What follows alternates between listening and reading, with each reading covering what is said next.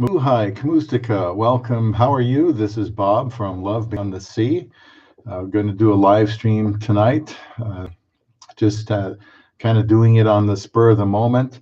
The topic for tonight is going to be long distance relationships. I'm calling this, Can You Handle a Long Distance Relationship?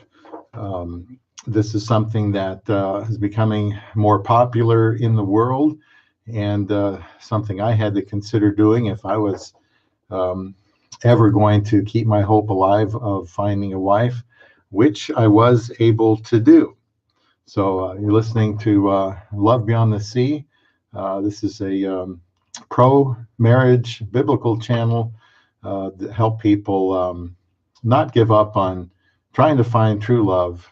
I almost did. I went to the Philippines and got married there, as you'll hear, and that's something that can certainly happen to other people. I know lots of people just in our small circle where we live that did the very same thing. And so to do that, they had to go out of their comfort zone and do something they probably never thought they would end up doing, and that's looking for a wife in another country. And it worked for them, it worked for me. And so I want to know people's thoughts about a long distance relationship. And essentially, I'm talking about something that you have to get a passport for. You have to go to another country. Since I started Love Beyond the Sea, I haven't focused much on aspects pertaining to a long distance relationship. And in the case of the Philippines, it's a very long distance relationship, otherwise known as a VLDR, very long distance relationship. Unless your relationship with a Filipina starts in the Philippines and continues there, there are things that stand out about a long distance relationship that you should know to prepare yourself for this kind of relationship. And I do think that it is a good idea. So please subscribe to Love Beyond the Sea for information you will need when looking for a wife from the Philippines. As I did, go ahead and leave a comment about long or very long distance relationships, and I hope you will get notifications for upcoming videos. Some of my subscribers actually are in the early stages of such a relationship. Some have become engaged, some are waiting out the visa period, and others are happily married to a Filipina and probably glad that those LDR days are over. If you fit into these categories, please feel free to make comments that no doubt will help those who watch this video and think about doing what we have already done. They can learn from our mistakes and learn from what we did well.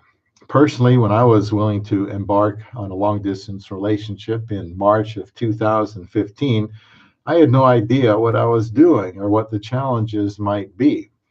I just wanted a good wife, and after many years unsuccessfully looking for one in America, I was in a position to stretch myself, go out of my comfort zone, and look to the Philippines.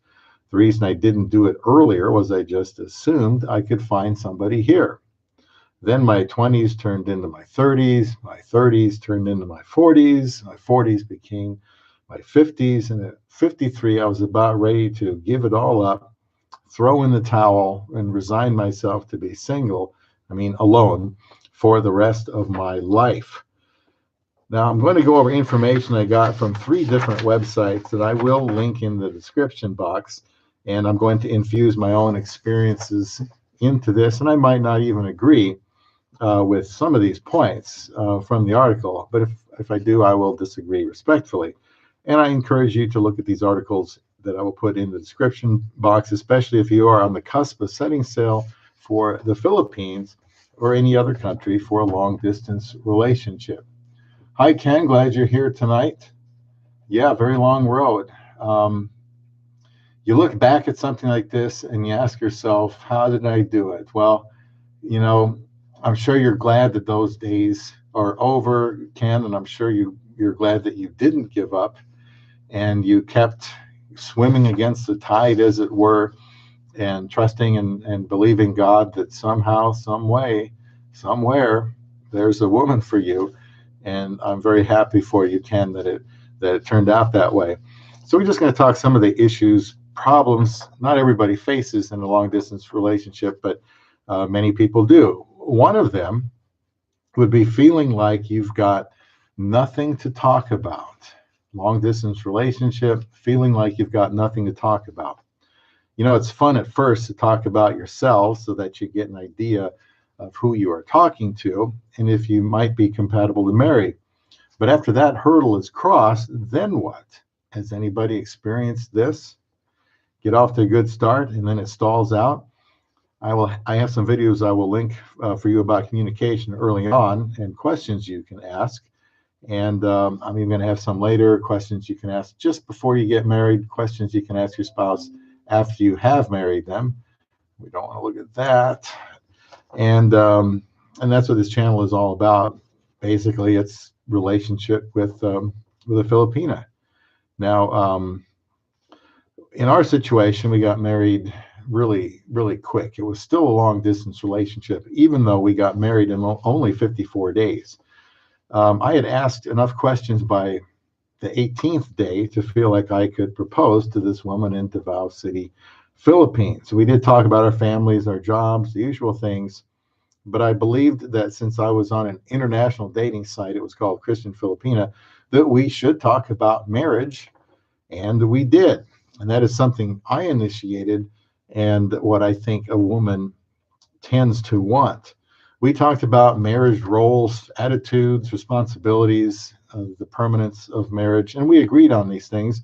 My wife is less revealing than I am, but in the time that she opened up to me, in that short time, I found that very endearing when she started to, well, I guess, give me the impression that we were getting closer. And that helped speed things up. Someone at work asked me how we could manage to talk for 4 hours a day and more on the weekends even. And I can't even answer that question. The time just absolutely blew by. I do have many pages of transcripts of our Viber and our Skype chats with my wife that she sent me when, as far as to help our immigration petition. Now, by the way, you don't need 50 pages. You don't need a phone book, a New York phone book of chat logs. You only need about 5 to 7 or 8 pages, according to the agent that handled mine, and so he done it hundreds of times, so he knew what he was doing. But I do have some of those, and I've saved them to this day because I am sentimental, and it makes me feel good to reflect on those days. What was going through our minds when this man proposed to her so quickly? Yeah, Ken, you did talk 4 to 16 hours. I can do 4. The most we ever did was 10. And congratulations on 16. That's a marathon. 10 hours was the most, and that was the day that I believe that was the day she accepted my proposal. And what a day that was. And there's a lot of things to prepare for. So we just kept talking. But, it was 1.5, 2 hours before work, 1.5, 2 hours after work. Slept with cameras on. I gotta know more about that one. What do you mean by that? Slept with the cameras on. So for us, it didn't drag on, and that may be because we got serious so quickly. She let me know she would focus on me if I would focus on her. Otherwise, I wouldn't have her to focus on at all. There is a reason for that. She did not want a foreigner who played games. She wanted a serious-minded man, a serious marriage-minded man. The conversation didn't get dry because after we got married and I returned to America, the long-distance relationship started over again after I'd been in the Philippines for about a month. So did your conversations, kind of start off good and then hit a lull? That's a difficulty that can happen right away. Let me know in the comments here, or in if you watch this when it's archived. Has your LDR, did it ever hit a lull at some point? Or did you have to just move on? Or did you find a way to to keep it fresh and keep it going. Um, Fell asleep with the cameras on. Uh, Bible marriage. Well, you know, I wanted my marriage to be a biblical one, and so that's what I came out with right away and said, this is what I need. This is what I'm looking for. I want to get married. I'm not here to play games. I'm not here for a pen pal.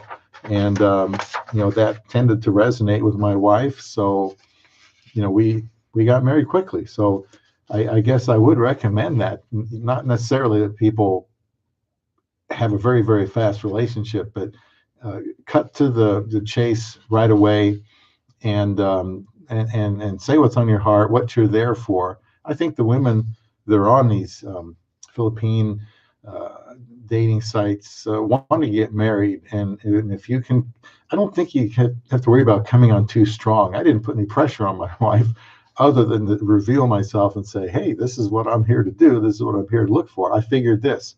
If what I was saying wasn't what they wanted to hear, then there would be no interest, and we just move on, and hopefully find someone that would. And you know, we got married very quickly, but we still had to endure, if you can call it that, could be, I guess, the long distance relationship for another 8 months until we could be together. Now, this friend at work, to him, we were talking way too much, a lot more than he would have. Now, I like to talk. I went to a broadcast school in 1981 in St. Louis Park. Excuse me, that's where I lived. It was in the Minneapolis, St. Paul area where the school was. And then I was a disc jockey for a short time in South Dakota. I wanted to be a sportscaster, so I kind of felt like I wanted to talk a lot. I wanted to describe things. And well, that didn't work out. We're not going to get into that. I'm glad things turned out the way they did, though. But my wife has told me many times that I talked a lot, so it can be a blessing and can be a curse. You know, opposites attract. She's more quiet, I'm more talkative, and she's noticed there's guys at work that talk even more than I do. And I try to tell her that. I said, hon, look at these people that do the news, that do the sports. They're talking all the time. When they're not talking on their job, I doubt they just clam up and go quiet. They're just talking. Some guys are just more talkative. And if you happen to be somebody that's not as talkative, I guess the takeaway here, well, it's on my mind, would be to, you know, talk about the things that you are most comfortable with, and lay out the points that are important to you. And if you find a woman that agrees with that, you're probably going to find it easier to open up and talk to her. So just be yourself. You're looking for a wife, long distance relationship. You know, here, I think they're not so serious, like within America. Something overseas, you know, I think you can count on somebody that is doing that for a reason. They're either trying to scam you, which is not that difficult to find out and avoid, or they're really looking for somebody to initiate a relationship with them and then pursue them and get married. One thing I tried, now, I 4 hours. Well, it wasn't always talking. There were times I kept the camera on because she wanted to, like when I was making breakfast, making dinner. So my wife would have the camera on, wanted me to have the camera on, just so she could see what I was doing. And then the same thing for her. So we just kind of let the camera go so we could, you know, when we weren't talking, we could see what the other person was doing, which is part of why we were able to talk, you know, 4 hours a day. Now, even though I talk more than she does, I try to be aware of not dominating all the talk. No one wants to hear their date drone on and on about themselves. It has to be reciprocal. We somehow managed all this time together without it getting boring. And let me cite you a comment from one of these articles. And it says, wait just a minute. You might be wondering, doesn't everyone rave about how the biggest benefit of a long distance relationship is that it forces you to communicate? Is it even possible to talk too much when you're in a long distance relationship? And The article says, yes, it is. And here's why. In a new long distance relationship, spending hours and hours every single day on the phone or Skype breeds an intensity that can move you along too fast and establishes intense communication patterns that can be difficult to change later. They go on to say, in a more mature long distance relationship, you still wouldn't spend so much time talking that other important areas of your life suffer greatly. I would agree with that. That lack of balance will only hurt you in the long run. So, yeah, you get talking too much too fast. It's just saying here that can develop a problem pattern that can be difficult to change later. On the other hand, I've heard other people say they talked, several hours a day, and seemingly the well never ran dry of things to talk about. So, you know, just keep in mind, that when you're talking a lot, don't have it be forced. It should flow naturally, and I'm sure some of you can relate to this. Yeah, we talked a long time, and I didn't even have to try that hard. It was relatively easy, and that's a good sign. Hi, Dawson. Glad to have you here tonight, Dawson Creek in the Philippines. And Ken is also here. We're talking about long distance relationships. Can you handle a long distance relationship? Do you even want to venture out that far, out of your comfort zone? I never wanted to, never thought I would, but I did, and it worked out very well. So, in our situation, since my goal was to get married, I wasn't on the dating site, to find a pen pal. I wanted to get serious quickly, although I wasn't expecting it to be that quick. We were on an international dating site for a reason, and that is to get married. And so, it's amazing how one day you don't know somebody exists, and then 8 weeks later you're husband and wife.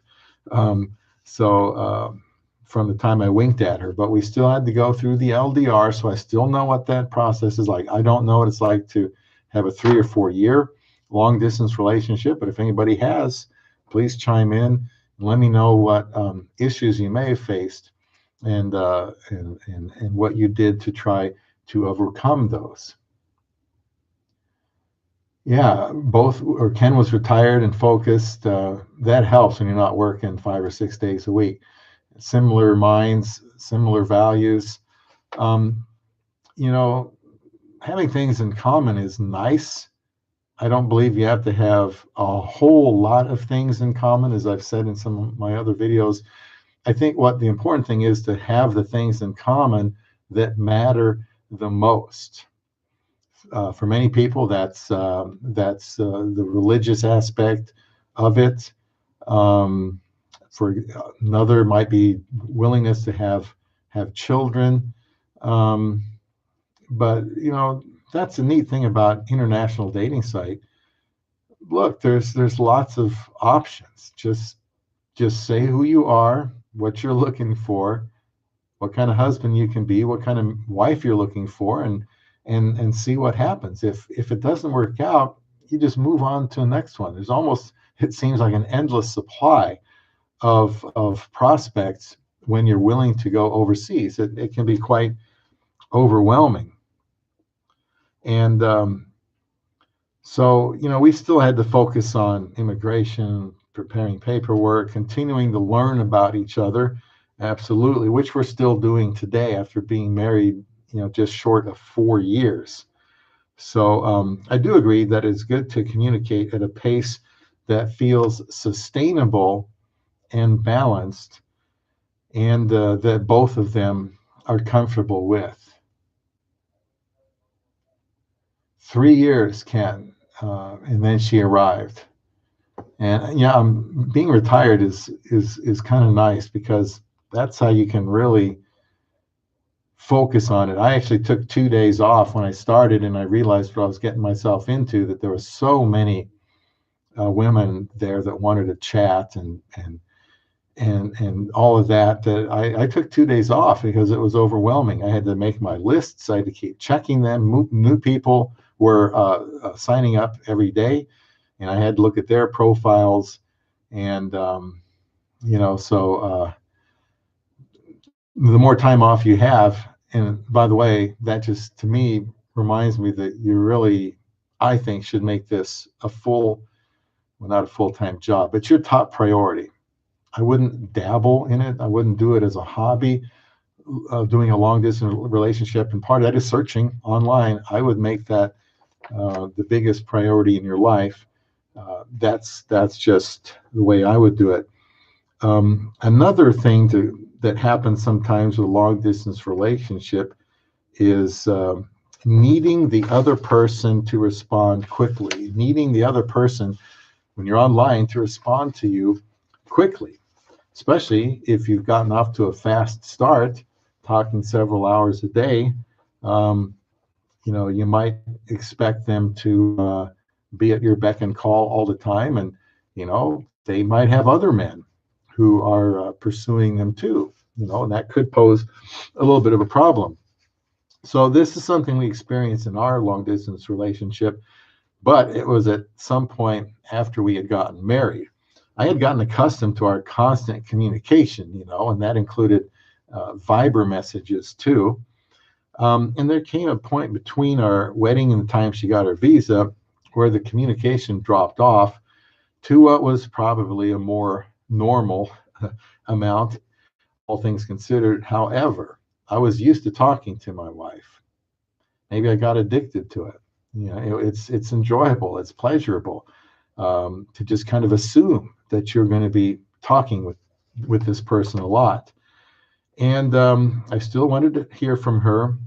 And her perspective was kind of like, well, we're married now, so we don't have to communicate as much.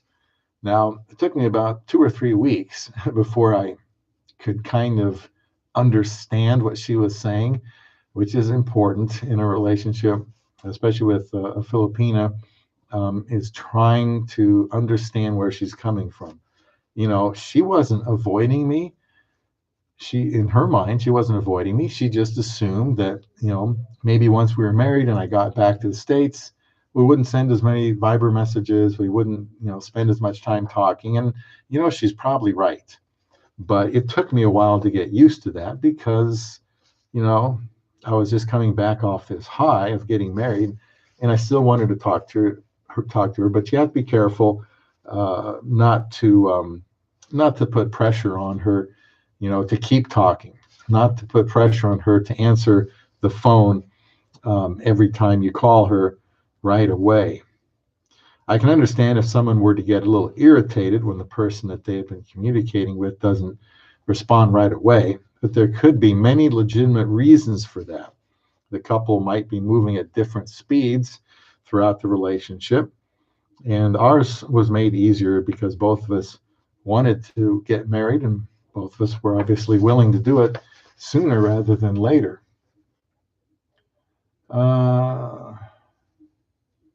Okay, Dawson Creek in the Philippines, I think it worked very well. Before this time around, it had been hard to find someone that will only chat with me. It's hard, but you need to chat every day. I moved on if they chatted with others. That's interesting, Dawson, because often it's the other way around. It's the woman that will feel like, oh, you're talking to other women. I don't like that. And I think it's again, everybody's different. I think it's a good idea if both of them can just focus on each other. Now, you just have to hope that you find a woman that's willing to do that.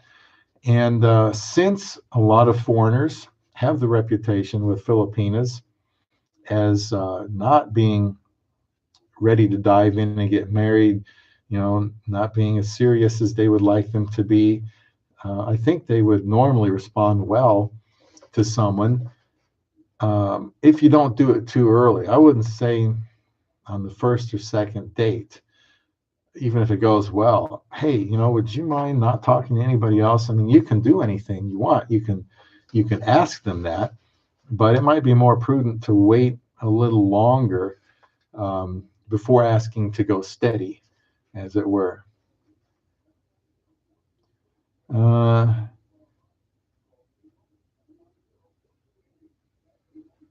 Before Rachel, I have 25 girlfriends at a time, 25 people or women online that you're talking to. Um,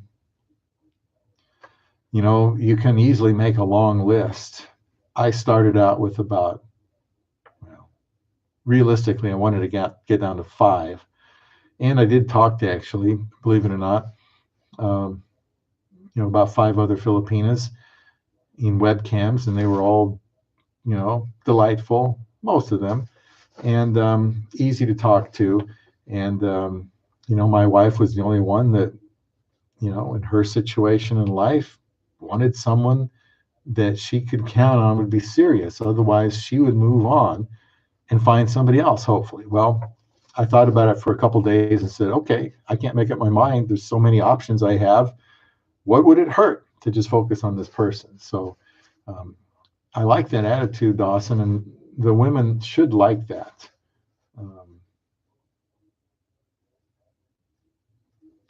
Girls are chatting to and 3 other guys at the same time. Uh, maybe maybe things are changing a little bit with things, um, or not. I mean, at some point, somebody has to separate themselves from the rest of the pack.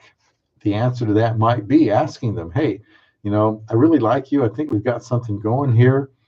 And I think we can discover that faster if we devote, more time just to focus on each other. I'm willing to do that for you. Would you be willing to do that for me? And that might, cause that separation to happen a little faster. Don't give up. Don't give up, Dawson. Don't give up. So from the same article, a comment they had was, this sort of neediness and pressure isn't good for your relationship in the long run. And they're talking about expecting somebody to answer right away because we've got a good thing going. How come they didn't answer before, I went to work? Or how come they didn't answer tonight? What's going on? That could be, well, you could end up getting upset with them unnecessarily if you do this. And so I agree. That sort of neediness and pressure isn't good for your relationship, and it is a sign that you're not feeling very secure in yourself or the relationship. Think about that. Maybe you're not feeling very secure in yourself or the relationship if you start expecting them to answer right away. They do have other options. That's the thing, because Filipinas tend to be in demand, and that's why I think it's a good idea um, to try to focus on one. If it works out, great, you got married, you got a wife. If it doesn't, you move on, and you can still find somebody else. Double Dog Dare, thank you for being here tonight. We're talking about long distance relationships, and anything you guys can share about long distance relationships to other people that will be watching us now or later or 2 or 3 years from now, uh, chime in. This is what the topic's about: long distance relationship. So if you find yourself getting anxious if they're not responding as quickly as they were, here's their solution. Ask yourself what's really at play here. Are your hopes and expectations about response time reasonable? Are they not responding to you as quickly as you'd like? Sometimes because they're genuinely busy and need some time alone, or are they routinely blowing you off and leaving you in limbo for long periods of time? And are they coming mostly from your genuine excitement to connect with your significant other, or are they often coming from a place of needing the contact and reassurance that they are interested in you in order for you to feel happy? If your expectations aren't reasonable or largely coming from your own sense of need and insecurity, look for ways to improve your sense of security and self-esteem and learn to tolerate uncertainty better. And well, there's going to be uncertainty in a long distance relationship because you don't know what they're doing when you're not there. And it'll take some time to trust them. Um, are they who they say they are? Are they living the kind of life that they say they're living? Yeah, they still have a life over there, and there can be many reasons. Some of these women that are working might be working 8, 10, 12 hours a day, and they're busy too. From the same article, another thing could be growing apart. This is another aspect that you might run into in a long distance relationship, growing apart. You are both accumulating experiences, and some of these experiences will change you. When you're in a long distance relationship, it can be harder to identify ways in which your partner is changing and track with them through the process. They say the reverse is also true. No matter how much you love each other, there is a real chance that a slow drift during your time apart will cause you to grow away from each other in ways that frequent flyer miles cannot fix. What's the solution? They say this is one of the hardest long distance relationship problems to fix. Talk about this risk with your partner. Discuss what you should do if one or both of you starts to feel that you're drifting apart in important ways. And here are some things that will help prevent that from happening. Both agreeing that you want the distance to be temporary and having a close the gap goal in mind, and regular visits in both directions, which can be really challenging, if not impossible, with the Philippines because it's thousands of miles away. Maintain good regular communication and find a way to continue to learn new things and grow closer together even while you're far apart. So, our relationship went so quickly, we didn't have time for it to grow stale. And maybe there's a method to that madness. I admit it would suck. It would suck very much if you have a good thing going and then it's like you're talking and they don't seem to be having the same emotion or they don't seem as interested. That would be unpleasant and something you'll just have to talk about. Burned out on American women. Sorry to be blunt, but I see it all over this entitled country. Well, that's why I'm glad I decided to try one more thing, and that was to try the Philippines, something that I'd always heard worked well for many people. I heard one guy tell me Filipinos make great wives, and he married one. And that was a man I didn't know was even going to get married or wanted to get married. But he married a Filipina. And now they're friends of ours. We've had him over a couple times, and I finally did what he did and went to the Philippines as well. Communication is the solution. Always discuss again what you're both looking for and reaffirm whether or not you have the same goals, wants, and needs. I agree, Dawson, because while it's nice to learn about each other and certain things you can talk about to break the ice, but you're probably there to get married and look for a wife. And so talking about those sorts of things, uh, whether you have the same goals, wants, and needs, that's important. And that's what I told my wife in my profile. Part of long distance relationship is the very start, and that's your profile. And I was pretty matter of fact, this is what I need. This is what I need. I need several things. I'm looking for this in a wife. I wasn't dirty or anything like that. I wasn't crass, but I explained my needs. I needed intimacy. I needed touch. I needed companionship. I wanted to be devoted, dedicated to this woman. I would, devote myself to being good to her, taking care of her, meeting her needs. And I just came out and said that, and it turned out to be a good thing.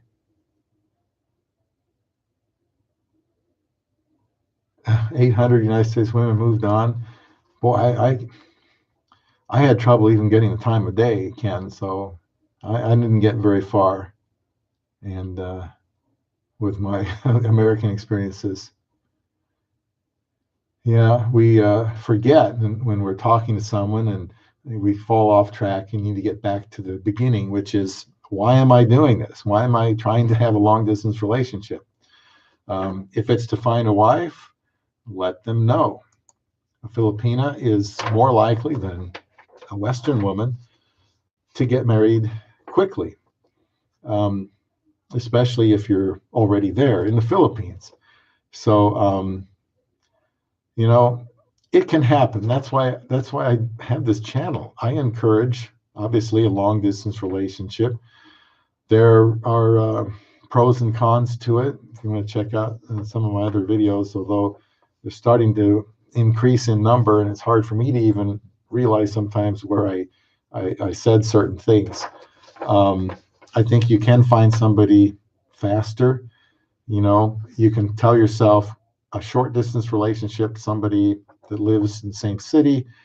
A lot of people say, well, it's going to take 3 years, you know, probably to get to know each other and so on. Well, you can get married the same length of time in a long distance relationship, even with the immigration wait, because I think you have to get down to brass tacks earlier than you would in a relationship in the same city. And you know, that's what I did. I don't think you're going to offend any Filipinas by saying, "Hey, I'm here to look for a wife." After you get to know each other, you know, a little bit, you can start talking about the things that you need. So yeah, let's talk about this. If anybody has had a relationship, you had something good going, it kind of started to fall apart. What did you learn from that? Did you find out why it started to happen that way? Go ahead and share that here if you're comfortable. Another one problem is putting the rest of your life on hold. Putting the rest of your life on hold. Now, this is a good point. It can be such an exhilarating experience that you don't want to ever come down from this emotional high.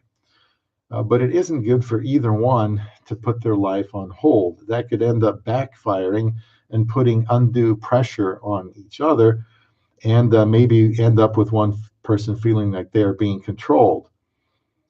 Continuing with the things that you have been doing can help the relationship breathe. I remember I was working a lot of overtime at that time, the last part of 2015, more overtime than usual in these months preceding my wife's interview. So that made the time pass very quickly. And otherwise, I might have put my life on hold and talked to her more and more and more. So you don't want to, as exciting as it can be, you don't want to put your life on hold. I tell everyone I'm broke, not working, and have a very small pension. It is true, I have a small pension, but we can survive on it. But I won't be building a big 4-bedroom home. About the finances, something else you want to talk about. And if you're going to be living in the Philippines, whatever the pension is here is going to go several times further in the Philippines. But talk about, you know, anything. I mean, anything at all. Just talk about, and the finances is part of it. And well, Dawson, I've heard other people, and you probably have read these. You're on the internet too, on these Philippine sites, and I'm sure you've seen people say that, you know, hey, their wife never asked them about money, and they're not making a lot, and you know, that does happen. Another one, getting too tired or lazy to talk well. Couples in long distance relationship often speak about how the distance has actually helped them learn to communicate well and at a very deep level. However, the opposite can also be true. Distance can also enable poor communication patterns to become established. Of course, there will be periods when you talk constantly, and maybe periods where you don't talk for a day or two, maybe even more. But especially when one or both of you is busy, it can become easy not to invest in connecting deeply with your partner. And at some point, you're going to have to connect more deeply. In-depth conversations can become fewer and farther in between. Has that ever happen to someone. It can become habitual to mostly talk about how your day was, or keeping the conversation fairly superficial and brief. That's when you have a problem. And their solution, according to this article, set aside some Skype date time at least once a week that's dedicated to more than just talking about how your day was. They say here, if you're feeling very busy or tired, it may also be helpful to dial back the talk time for a while. Try talking only a couple of times a week, if you're tired and busy, and so that you can just recharge your batteries, or spend some virtual time together doing something that doesn't need talking, like watching a TV series together, while you're on a video. Then when you do talk, you can focus, just make it count. Another problem, connecting well across different time zones. And this isn't such a big deal with the Philippines and America, but the point is to consider the time zones when prime communication can take place. Write it down if you have to. Keep it by a computer. Keep the best times listed and handy for you to see. In the Philippines, it's pretty simple. Skype in my morning was her evening. Skype in her morning was my evening. And I was working, so I would work approximately when she would be asleep. And that's a big advantage with the Philippines, for sure. Another thing about long distance relationships that can hurt it is feeling insecure. Insecurity can hurt the long distance relationship if somebody is looking for security from this relationship. If the insecurity is stemming from the relationship itself, which wouldn't be surprising, then that can be talked about. In my case, even though I had been alone for a Guinness Book of World Records length of time, yes, it's actually in the Guinness Book of World Records how long I was alone without a girlfriend. I believed I could be a good husband. I just hadn't had the chance. I was not looking for it from a Filipina, but I'm glad that all changed. No need to feel uncomfortable with a Filipina because unless there's some difficulty communicating because of the language. Let me know how you guys fared. But the Filipinas I not chatted with, but did Skypes with, were always smiling, pleasant, calm, relaxed. I wasn't expecting it. I'm thinking, hey, these women know from my profile I'm 53, and I was talking to the women that were like 22, 24, 25, 26, and how would they feel about that? Well, it's no big deal. And this is, you hear about the age gap, age not mattering, age being just a number. And I think you'll get that idea when you're talking to them online, that you don't have to feel insecure. You don't have to feel ashamed. You don't have to feel like you're doing something wrong. They're used to talking to older foreigners, and what the age isn't going to be as important as finding someone that they sense they can trust, somebody that is a serious marriage-minded person, and that's what they want to hear. Dawson, yes, I talk about what my dreams are and want to know what her dreams are. Very good. Then about what really might bring, and see how she feels about it. And is she introducing you to her family? If yes, great. Yeah, my wife, she was talking to me mostly from her, I want to think, living room, and I could see people around, and so yeah, I mean, mostly it was just kind of waving. I think they were a little, uncomfortable with their English with me, and this was the very early days. But my wife, before we got married, wanted to talk to my mother. She wanted to talk to my aunt. And we don't have a lot of family here. And if they can involve you with their family, I would say that's a good sign. Asking her what her dreams are shows that you care about her and you want to know about her, and why. You can even ask, now that once you know what her dreams are, you can ask her, well, why is that something that you're dreaming about? And then you can learn even more about the Filipina. Out of 12 questions, it can take an hour to answer just one. Well, you've got a good conversation going there, Ken. If you have a list of 12 questions and it takes an hour to answer one, and if that happened to me, I might be inclined to say, to take my earnings, take my winnings, and cash it in for the night and say, wow, that was great. We talked for a whole hour. I've got other questions I can ask. I'm going to leave this initial Skype conversation on a high note, maybe rather than pushing the envelope and talking for another hour, and maybe it kind of fizzes out. So, but yeah, I don't know. The Filipina might be absolutely delighted that she has a talkative guy, and a guy that wants to talk about things that others don't talk about, like her dreams, her interests, and so on. And I think they're easy to talk to myself. Jealousy. So this can be an issue. Long distance relationships. It is possible to get jealous if the Filipina that you are talking to is also talking to other guys. Filipinas, again, generally in demand, but sometimes the foreigners aren't quite as aggressive as they would like them to be. Frankly, I wouldn't like it if my wife was chatting with other potential suitors while we were dating, but that wouldn't be wrong of her to do that. I figure if I want her attention, then I have to give her a reason to give it to me, which is to be upfront from the outset that I was serious about getting married. And has jealousy been an issue for anyone here? Well, Dawson mentioned that.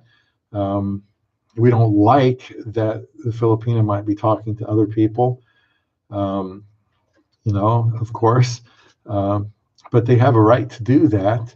And there's competition, but there's so many out there. I don't think it should scare anybody away. Family, love, goals, dreams, kids, intimacy. Those are great things to talk about. Most younger Filipinas are going to want to have children. And if the foreigner wants to have children, or at least one more child, I'll tell you what, he moves from here to here. He climbs up the ladder very quickly if he is someone that is, interested in having children, because, well, it's just very important to most Filipinas. But you need to talk about it. Maybe you can't, and she should know that too. And if you have a good thing going, she may pass, or she may be willing to pass on having children. Now, from another point from this article that I will link along with some others, this one is talking about my wife and I think, particularly since I was the one who pursued her, proposed, married, and petitioned her, and that is jumping in the deep end. And they say, in some ways, getting to know someone via email and phone calls can help your relationship. The distance can force you to talk about all sorts of things you might not have discussed if doing things was a realistic option. When there's nothing to build your relationship on but words, you can get to know someone's heart and mind at a very deep level quite quickly, and I would agree with that. They go on to say, on the other hand, falling in love long distance is risky business. When you start dating someone you've never met in person, it's very easy to assume that they possess all sorts of charming qualities. It's easy to believe that they are perfect for you. It's way too easy to move too fast in your head and your heart and to make serious commitments before you've ever met. And well, that's kind of what I did. I'll read you here their solution. 18 days I proposed, got my passport, plane tickets, time off work, vaccinations, and went down there and got married.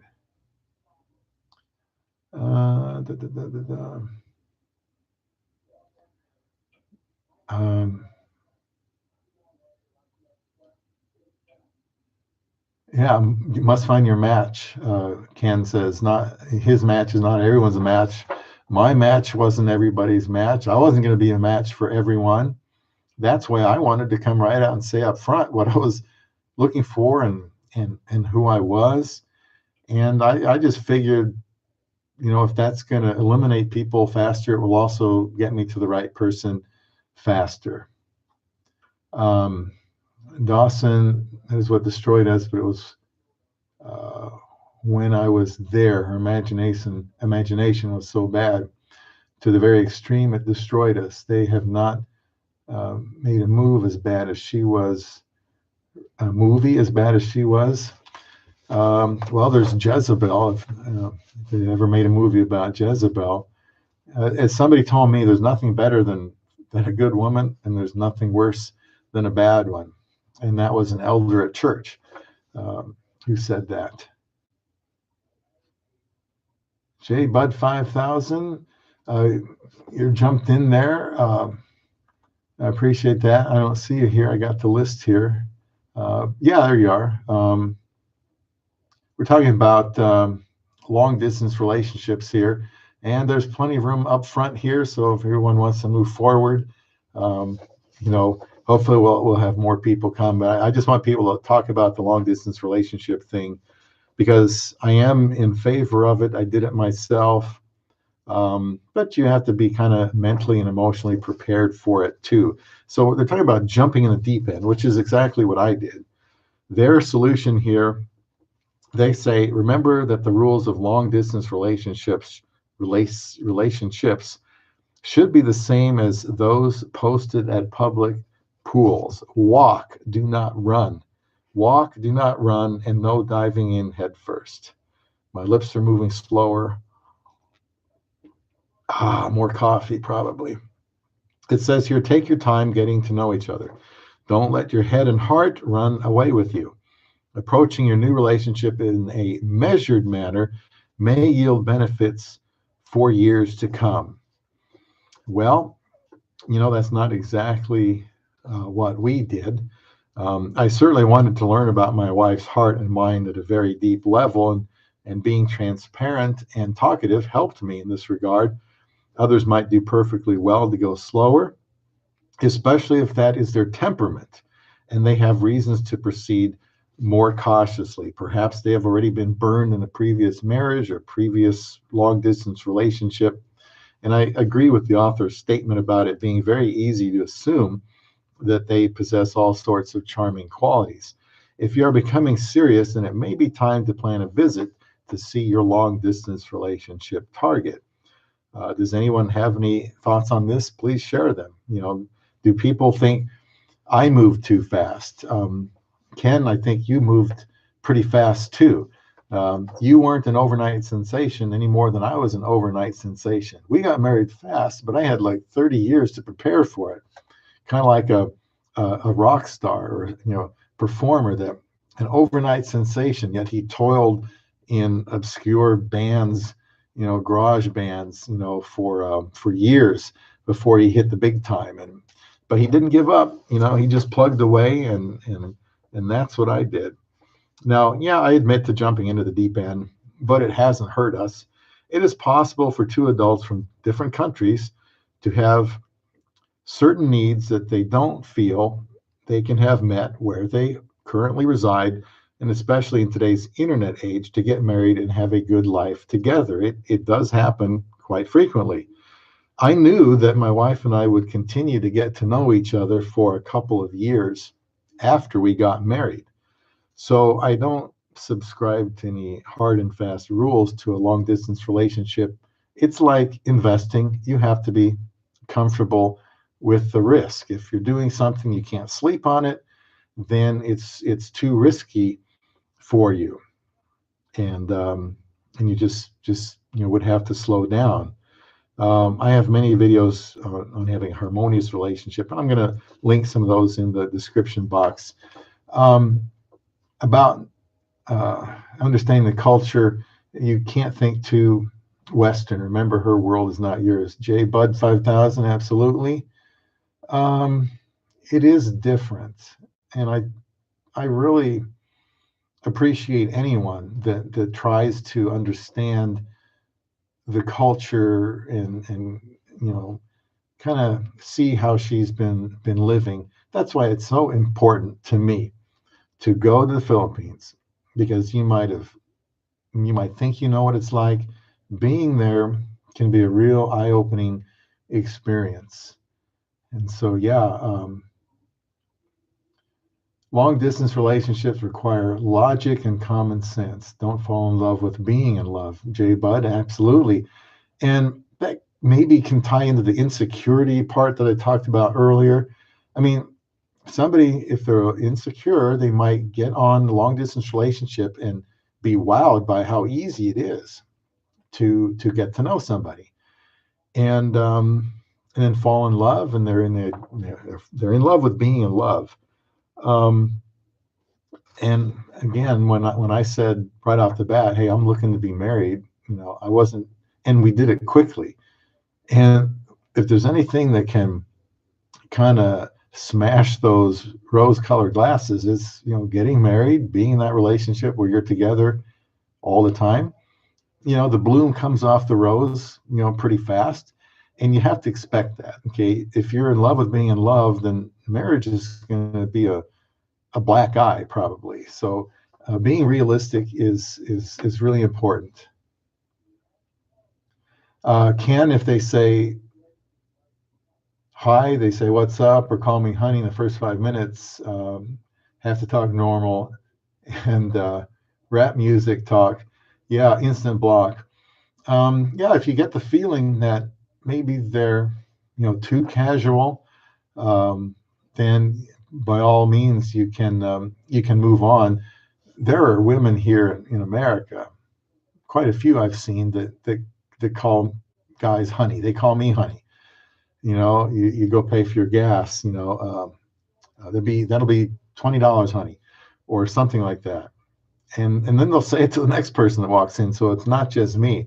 Certain parts of the country say things like that. In fact, the guy at work one time got, I think, reprimanded, and he was just saying, "Well, from where I'm from, that's just how we talk." So, but that's probably not going to be the case in the Philippines. So, if you hear anything at all that you think comes from something that would, indicate that that person, um, might not be for you, by all means, follow your gut feeling, know what you're looking for.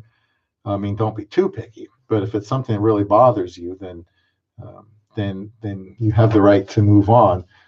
The women want to be contacted by guys. The guys can contact lots of women. So I just think it opens you up to be yourself. But I really like your comment, Jay Budd, about getting to understand the culture. I don't want to get lost here. Excellent. 8 out of 10 will be scammers. Never agree to send money. If she asks for money, right away block her. Yeah, a lot of them will be scammers. In my experience, although it was brief, I didn't get the impression the others were scammers. But who knows? Maybe in time. But absolutely, the right Filipina is not going to want you uh, to send her money. For one thing, she knows it's a turnoff to you, and for another thing, she probably wants you to think that she can take care of herself. I know my wife was like that. We argued about her refusing to take money. Finally, when we got married, it was like, hon, I'm responsible for you now. Will you please let me help you? You know, um, we're married now. I have to help you out. Please let me help you out.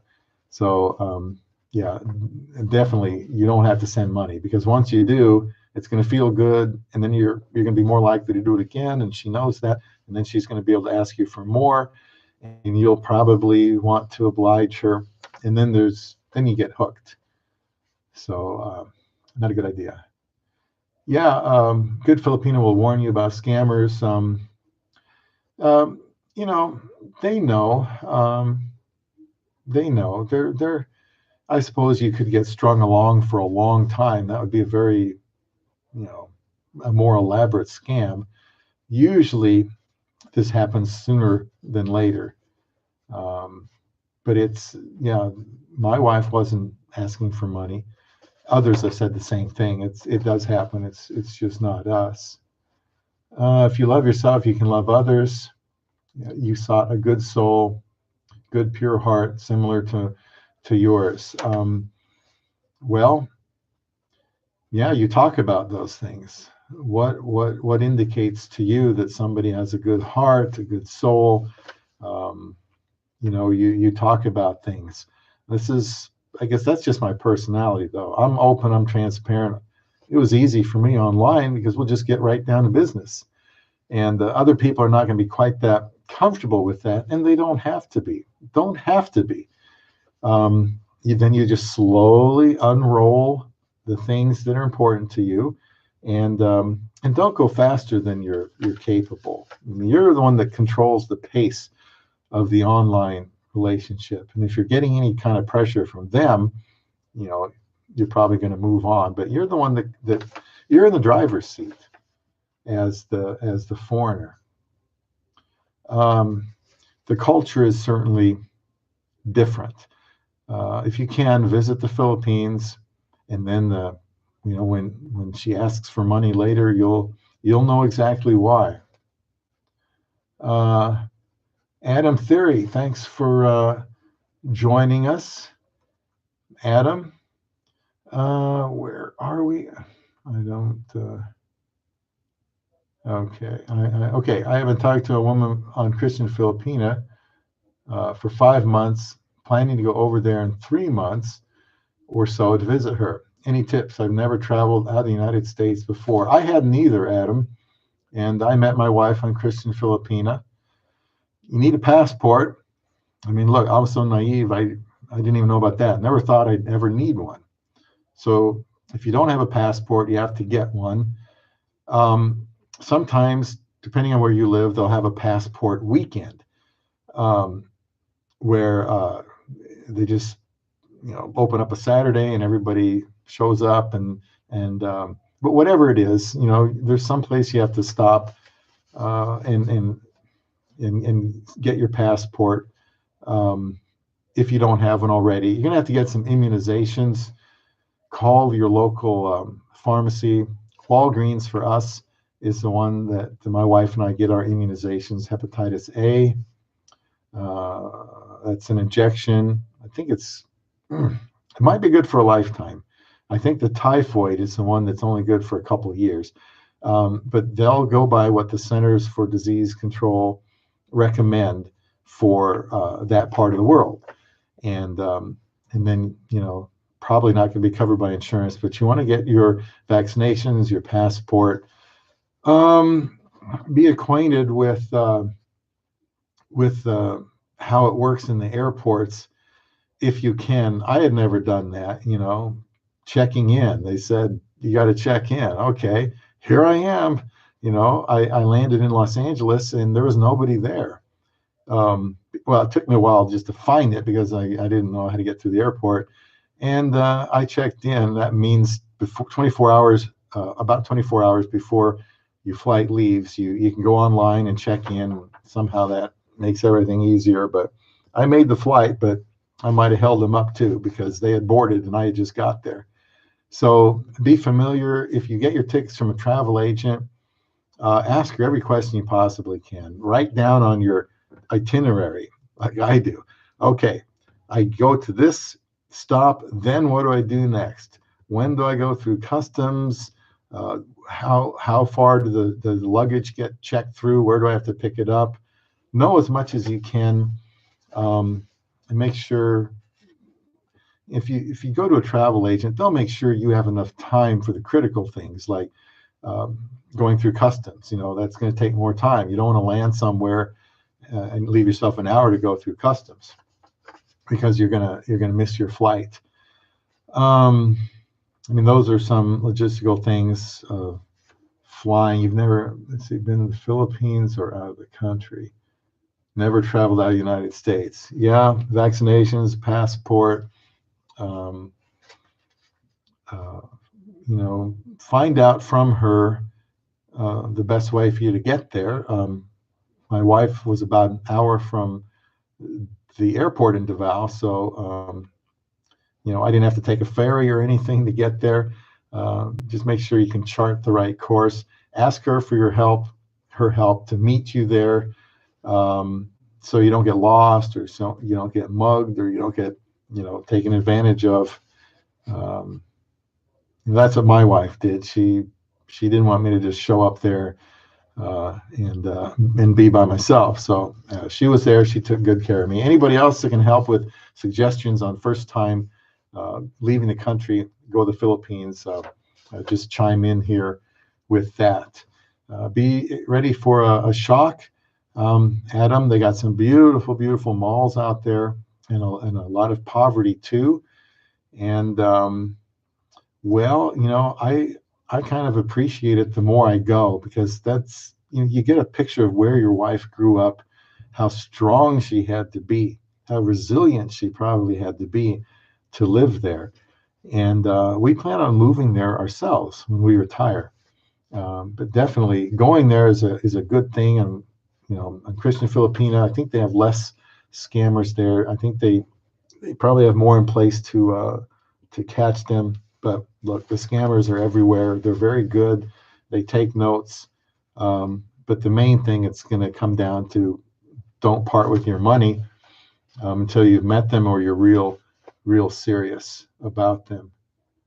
Honesty and communication is so critical. Always chat with only the one for at least a week. And that's good idea. And then reevaluate whether we are both being honest or just being nice for the sake of being nice. Yeah. At some point, you get past the niceties, and you start asking questions that maybe probe a little bit deeper. But yeah, you make your first impressions. Are they easy to talk to? Are they shy? Just observe their body language, tone of voice. Nothing beats being together. And honesty, well, that will take a little bit more time, to determine whether they're honest. I mean, if my wife said something once, it was the same thing she said later. And when I went there, I found out she was doing all the things that she said she was. So that was one way I found out she was honest. Jay Bud, a good Filipina. Yeah, congratulations, Adam. A good Filipina will ask 1,000 questions. If she doesn't and suddenly loves you, block her. Hopefully she will ask questions. They know what they're getting into. They don't want to go thousands of miles away to be with some guy that's going to beat her or be unfaithful to her, or be what do they call it, verbally abusive to her. She wants to make it work, and it's good if she asks questions. It's not good if you're the only one asking the questions. That actually happened to me once. I went on a date with a woman. Boy, we went to a dinner, we went to a movie, and I asked her, I had run out of questions to ask, and she answered mine, but she never bothered to say, and you? So I was just like asking question after question, and by the time the movie started, I didn't know what else to say. And that's not good. I don't know. Maybe that was just her personality. I don't know. Yeah, Tom and Ruth Philippines Adventure will have Adam's answers 100%. What do you need to prepare for to leave the country for the first time and go to the Philippines? Just toss some things out here for Adam if you can think of some other things. And yeah, what a thrill! What a thrill to go to the Philippines for the first time. You mind telling me what city, Adam, your girlfriend is in? Yeah, Tom and Ruth Philippine Adventures, very, very helpful channel, perhaps the go-to channel these days for information about many things relative to the Philippines. How well did I know my wife? Well, I probably put in a little more on the trust scale than some others have. I'm not a gambler at all. I'm not a riverboat gambler, but I never really felt like I was, you know, uh, being foolish or taking a chance, or was desperate, um, or insecure and needed somebody. I just felt like she was serious about. I mean, she shut her profile down. She said, "I'll focus on you. I want you to focus on me too, and I'll make myself unavailable to other men," which she did. She did shut down her profile. We checked one day from work, and she was giving me a chance, the first chance. She had just signed up like 5 days ago, on the website. And so I took that as a sign she was serious, because my wife's an amazing woman. She could have married anybody. I got the first crack. I took her up on it, and I felt like she was sincere and could be trusted. And I think history has shown that she was. And some people do feel more comfortable getting married quicker. And Ken, I know you had a lot of experience thinking through before you got married. And so it can appear like it's happening quicker than it really is, because if you feel like you're really prepared, then I think you can probably pull it off a little bit quicker. Uh, yes. Hey, Ken, I'm going to do a live stream on anger. I'm not as calm as as as it seems. I have prepared one. It's going to be on anger. Why? Why would I do one on that? Because us angry Americans, that's the reputation we have. We get angry so much, and that's probably been my Achilles heel with my wife. Is there are times I can be pretty intense, and she doesn't like that, and I have learned to tone it down. And if I want to have a happy wife. And so I'm going to do a live stream on anger. There's going to be a test I'm going to take. I'll reveal the answers, and that test will reveal the type of things that make you angry. And then you can take that and compare it to a marriage, and see where you might have a tendency to get angry. So yeah, I have plenty of experience. I almost got fired one day for that. So you live and you learn. Uh, I it's a good idea to try to count to 10 and be calm, and you don't have to say everything that's going through your mind when you get upset. But we'll talk about that in another live stream. I don't want to get lost here. Um, Oh, Ruth and Tom, Filipina Adventures. Hi, Ruth. Hi, Tom. We're talking about long distance relationships. You can probably be good help for Adam Theory. Adam's going to be making a trip out of the country for the first time to the Philippines, and he can probably use all the advice he can get for doing such a thing. It'll probably feel like it takes forever to get there. Bring back pain pills. I mean, some kind of pain pills. Your back could get sore, depending on where you're coming from.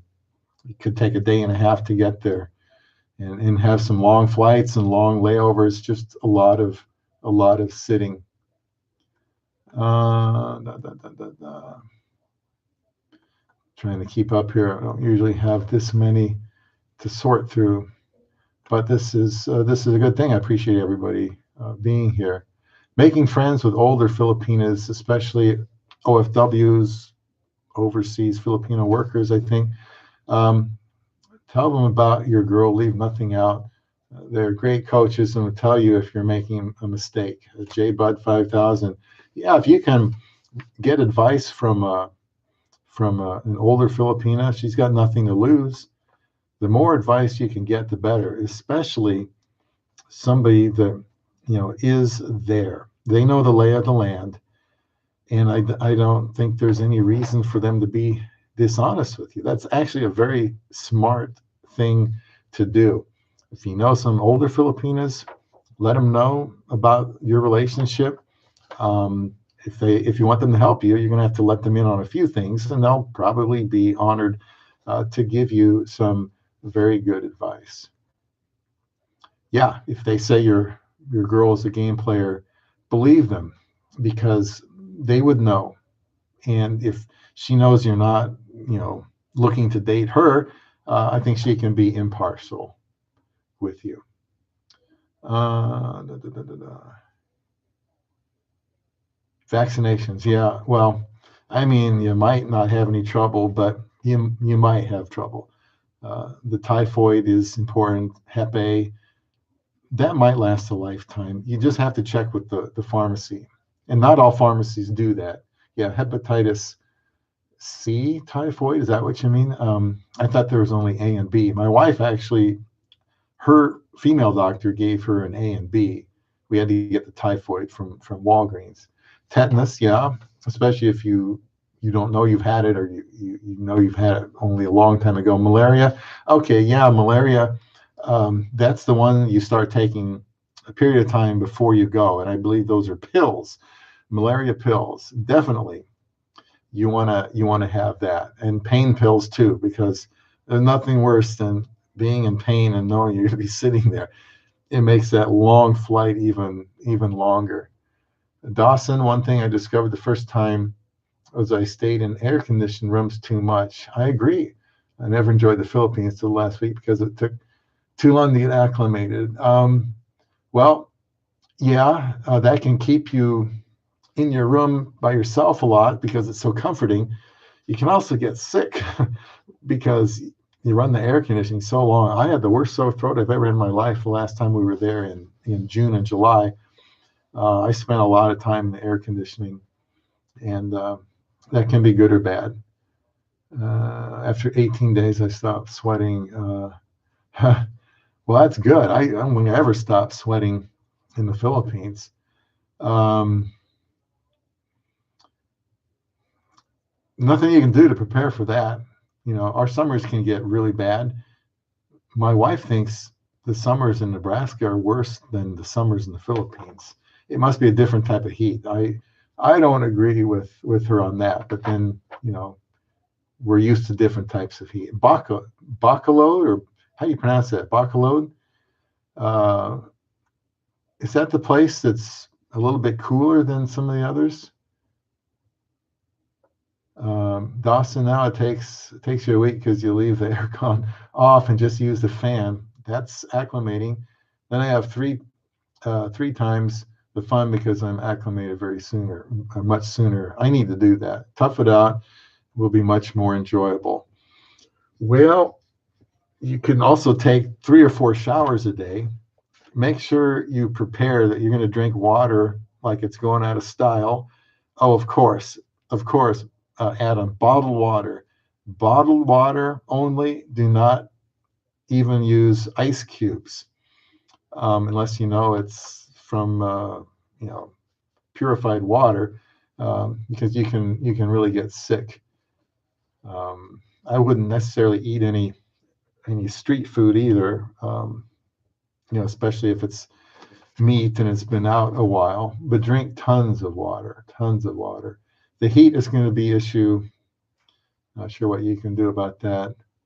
Uh, yeah, my wife, amazingly though, never sweats. I mean, she could probably go a day or two without even taking a shower in the Philippines. I don't understand it. Maybe she doesn't. I've had to force her to drink more water here, though, in the States, because I think she got dehydrated once she got here. 75 to 99% humidity. Yeah, okay, go to sauna, get used to thick air, Ken. That's not a bad idea.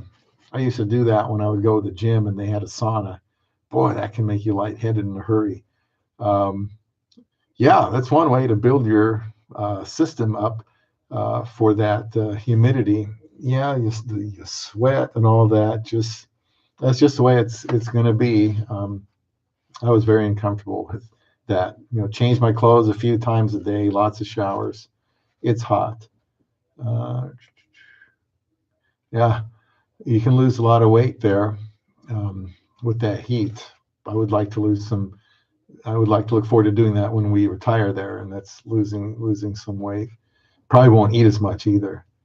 Bacolod, beautiful place. Well, I'm excited for you, Adam.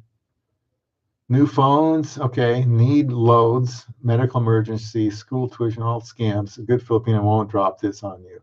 Yeah, if she needs a phone, well, yeah, that's a common one.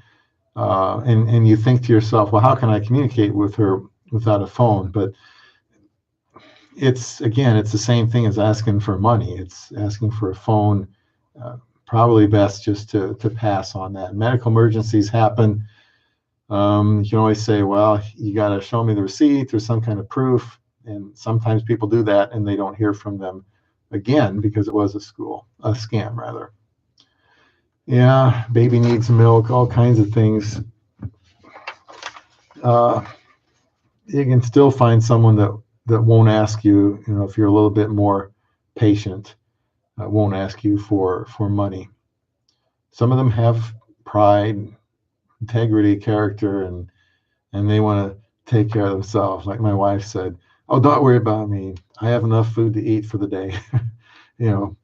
Well, actually, biblical. It's very, very true to think one day at a time, and not worry about what you're going to eat the next day, and trust God for all that. And that's what the Filipinas do. I mean, we have a full refrigerator, full pantry with food, and yet we worry about stuff. We got twice the clothes we need, and we worry about stuff like that. And it's just something nice I like about the Filipinas, that they struggle to get by on little. They're stronger, tougher, resourceful. I think that reveals character. I think that's one of the pluses of a Filipina. I jumped in the deep end. I'm guilty, but it worked out okay for us. Miscommunications can happen in an LDR. We experienced some of this ourselves, mostly when it came to texting messages to each other. And we both realized we were having some difficulty when texting and decided just to kind of stop that for a while, devote more time to Skyping, when for some reason we just didn't have miscommunication. Can anyone else relate to this? I tend to read things into her comments because, well, I'm just not sure what she means, or if she's happy or unhappy. And we tend to have trouble with texts, both of us, probably mostly me. Mostly it was not the case, what I was worried about, but, we're just different people.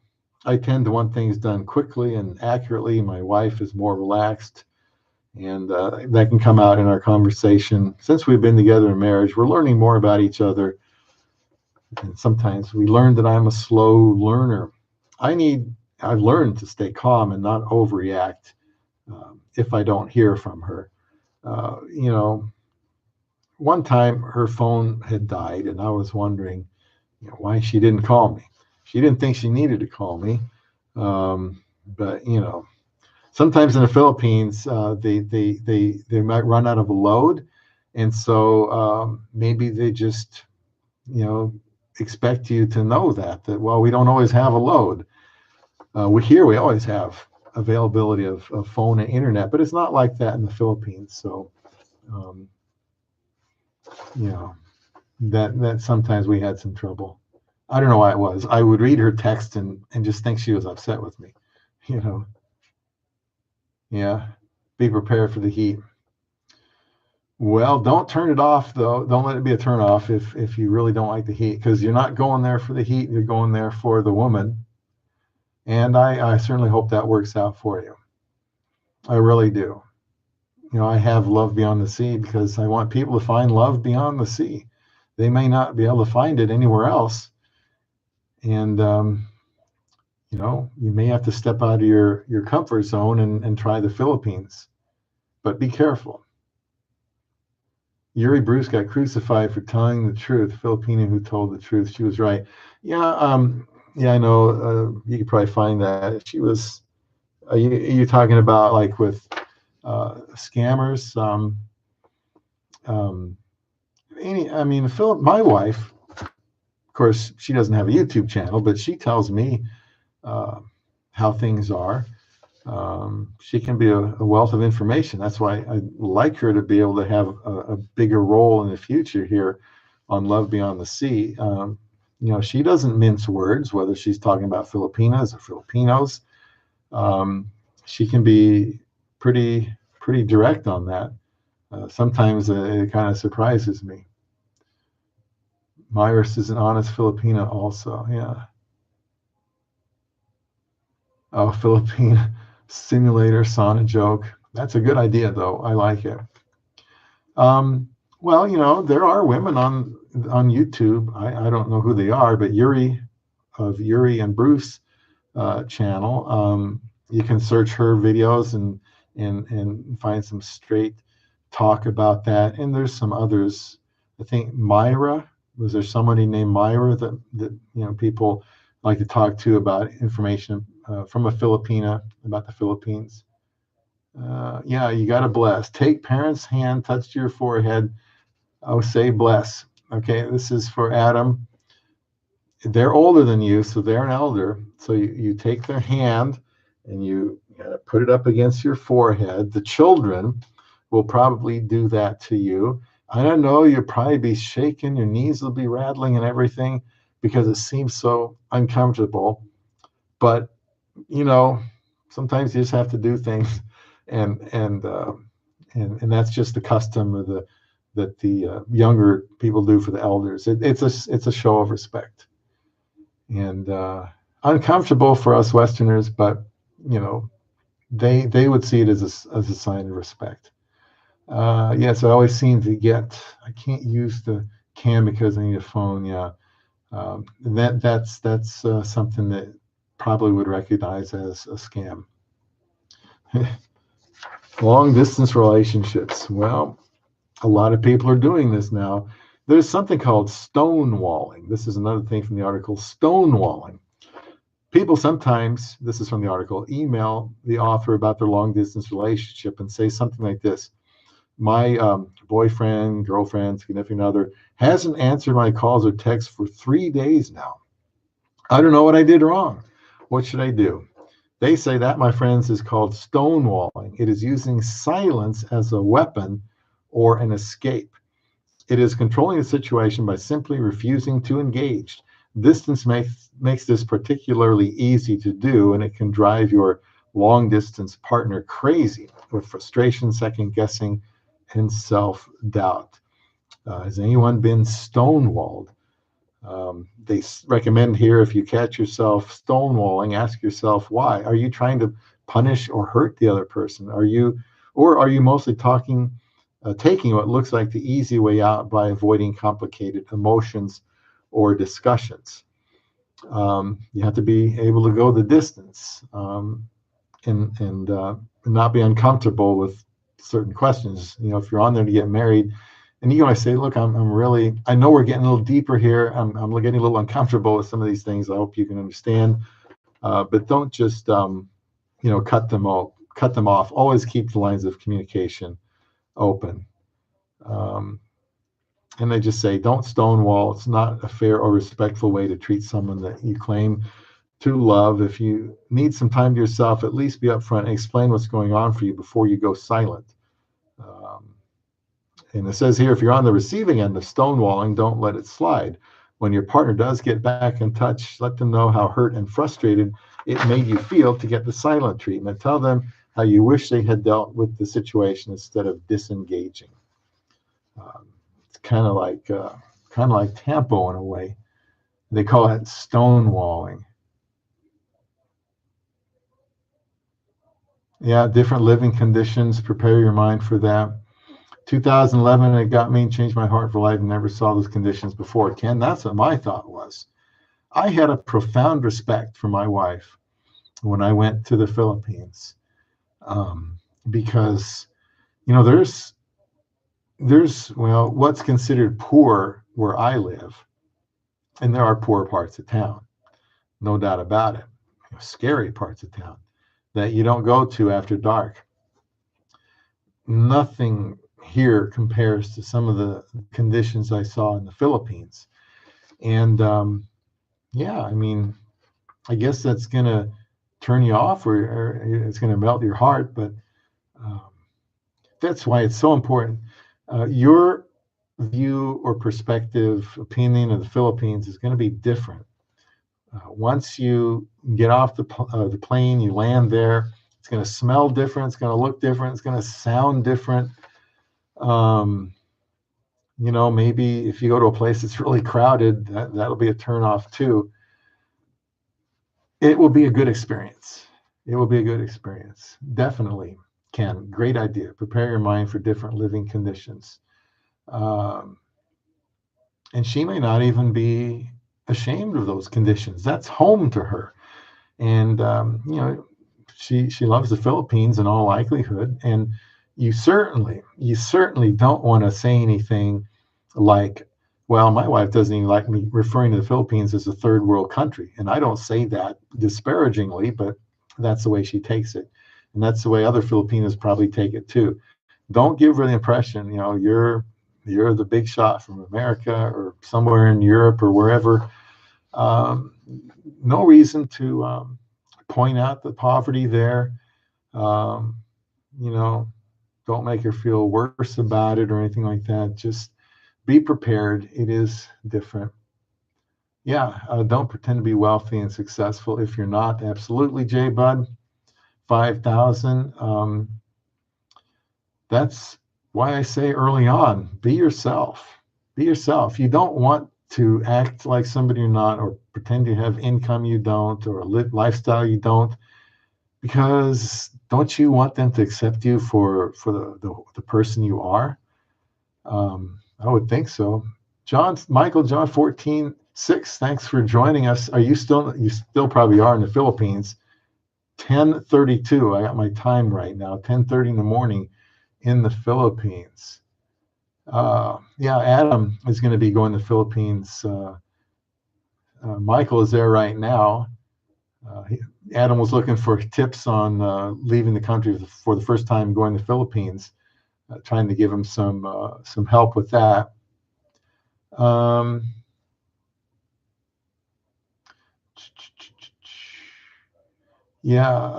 Dawson, no savings left, only have my pension. And you just tell them that. And you're being honest. And some guys aren't. And the Filipina gets to her new country, and she finds out that she's been deceived. You see that on 90 Day Fiance now and then, it seems.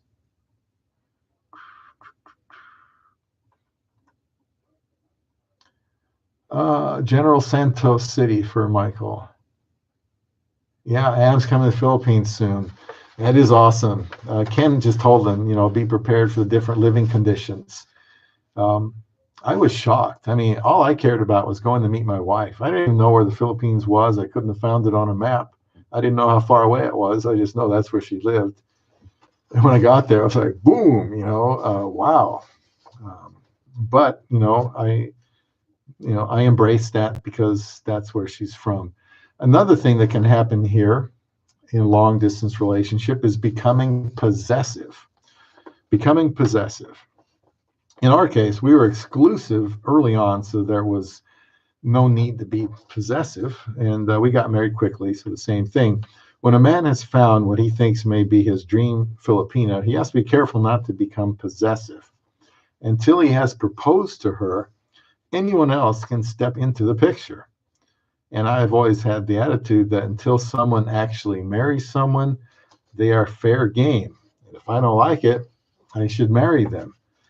I had a situation like that here in America. There was a woman I knew that was engaged, and I thought that I would be better for her than the guy she was engaged to. So I kept working on her, and she even said that she would go out with me. Her fiance did not like that, told her to stop talking to me. He got me to back off, but look, marry her. Like I was saying, basically, you're not gonna marry her. She's fair game. And so yeah, if he wanted to be possessive, then he should just marry her. But this can happen, where you can say, early on, when you really haven't established a relationship yet, you could potentially become possessive and not allow her to talk to other people. That could be a good thing. If she does talk to other people, she may come back to you and realize, well, I got a good thing here with, Joe or whoever. Um, and, but yeah, you can be possessive. Try not to be possessive. That can happen in such a thing, because you don't have anybody in your own country. You got something going with a woman in the Philippines, and now it's like she's yours, and she's not really yours. Um, not until you put that ring on her finger. And another thing they point out here is coping with an emotional roller coaster. I didn't really have that, probably because we got married so quickly. Neglecting other important relationships. Um, you know, like we said earlier, you need to give the relationship a chance to breathe. So you don't want to smother the other person. And I mean, if you guys can talk naturally for several hours a day, more power to you. But it has to be natural and not forced. And it's something that you're both doing, and it's just flowing well. Yeah, passport. Good point. My wife makes fun of me because I didn't know anything about passports. Why would I need a passport? I wasn't planning on marrying a Filipina. 55 days before I met her, I didn't have a passport and never thought I would ever leave the country either. Tom and Ruth, they've got an excellent channel for information about the Philippines. I'm here in the United States. We hope to move to the Philippines, but Tom and Ruth can help you with going there. Definitely. I want to help people with the relationship aspect. Don't give up, persevere, how to treat them. I think it was last week, the video is about earning the respect of your Filipina. That's sort of thing I want to help with. The nuts and bolts of the relationship. Passport, yep. Hopefully you can get that, in plenty of time, because you do have plenty of time before you go. J Bud, ask her parents what they expect. Be honest, tell them to be honest. It will be a deal maker or a breaker. Ask her parents what they expect. Because they're going to be part of the family. That's another good suggestion. They're right there. Hey, hon, if you marry me, what do your parents think about that? My wife's mother wasn't crazy about it. If she had her way, my wife would have stayed there. My wife was the first person in the family to do what she did. And I don't think that Mama is unhappy about that anymore. I try to give her a hug. I always try to kiss my wife when she's talking to my wife, to her mother on camera. But I did ask for permission from her father. Actually did it with her whole family watching. But that's for later on down the line, Adam. Maybe you'll be able to do that too. It's okay to cry and hug. Yeah, never happened to me. Yeah, I'm a sentimental Ken. I see certain things about my wife, pictures, clothes she wears, whatever, and I get choked up, because going to the Philippines, man, that's a surreal experience, especially if you come back thinking, man, I'm in love. That's a wonderful, wonderful feeling. 3 or 4 months later over there. Yeah, ask her to ask her parents, what do they think of all this? If you marry me, how is that going to change things? What do they expect of me? Good questions. Questions give you knowledge, and then wisdom is the application of knowledge. You take the knowledge that you have and make a wise decision. Yay or nay. Do I continue to pursue this Filipina or not? Very good point. No passport yet. Oh, good. Couple of weeks. Easy. That's good. Schedule a post office to get it. That's good. Got to get that passport.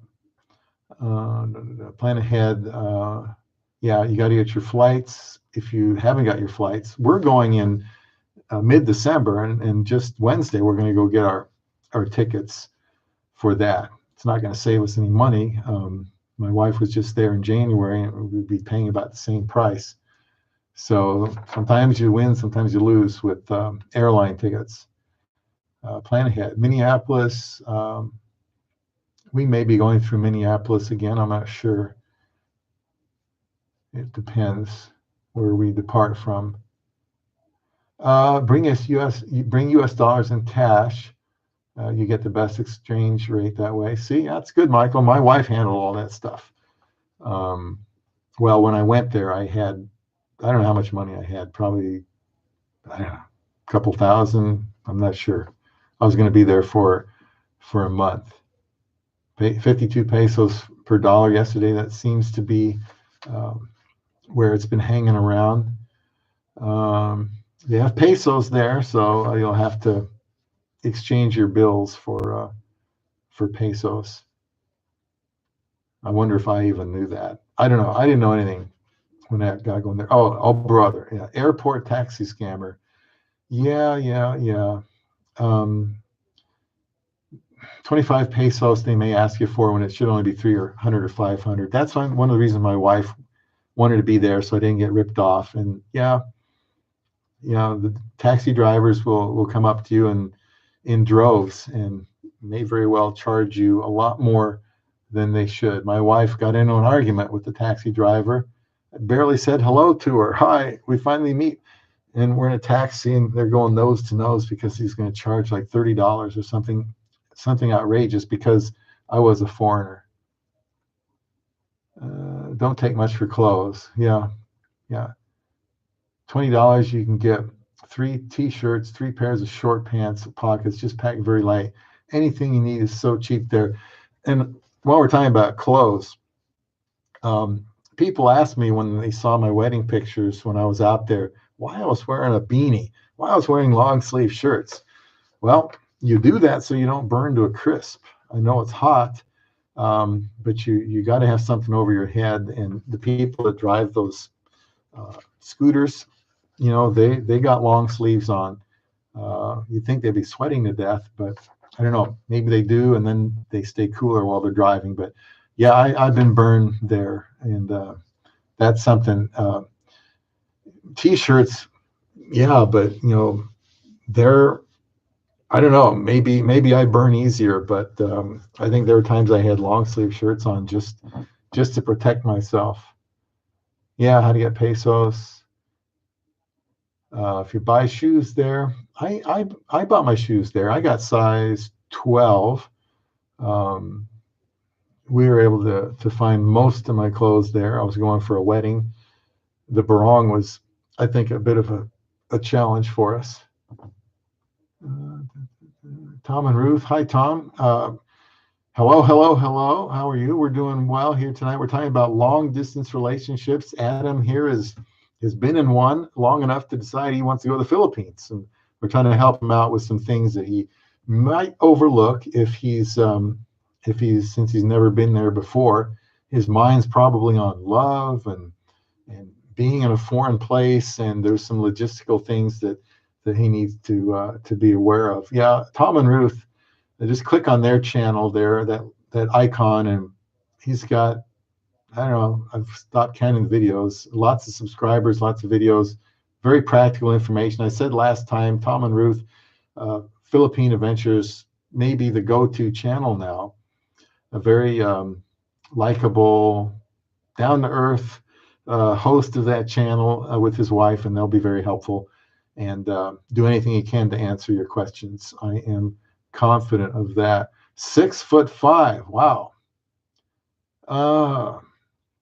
Now, Tom would know if they sell clothes. Not that Tom's 6'5", but he's been there for a few years, and he probably knows some other taller foreigners as well. The sizes are different. Probably have to go up a size from what you wear here. If I wear extra large here and it fits perfectly, well, that means so far a double extra large is what I need out there. 6'2", I'm 6'2" also. Yeah, it's hot. 6'5". Wow. I think there's a guy at work that's 6'7". He looks like he's a giant to me. Dawson, I stay back, let her go talk to whoever you need to deal with. Yeah, once the price is set, she can call you over. Yeah, as far as yeah, you know, if you're by yourself all the time, you may get overcharged all the time. And having your Filipina girlfriend there, she can help take care of that. When we went to the airport, I went by myself up to the stand. I wanted to buy coffee, I think, or maybe it was a Sprite, or maybe a bottle of water and a muffin. And I knew what the price was because it said, and my wife gave me the money, and I gave them the bills. And I noticed they didn't give me my change. So I just kind of sat there and said, well, I need my change. And the guy there didn't say anything. And I pointed at that, and he didn't say anything. He just wanted me to walk away. And so I walked away, and I told my wife when I sat down, I said, hon, look, this is what it cost. And boy, she got up, marched over there, and I didn't see it, but she went over there and told him, you know, do not take advantage of my husband just because she's a foreigner. So yeah, in many ways, I'll tell you, having Filipina there with you is one of the best things you can do. Saw 7-foot Pinoy at CDO Airport. Well, tallest one I've known is 6'7". In fact, some of you guys know who he is, maybe.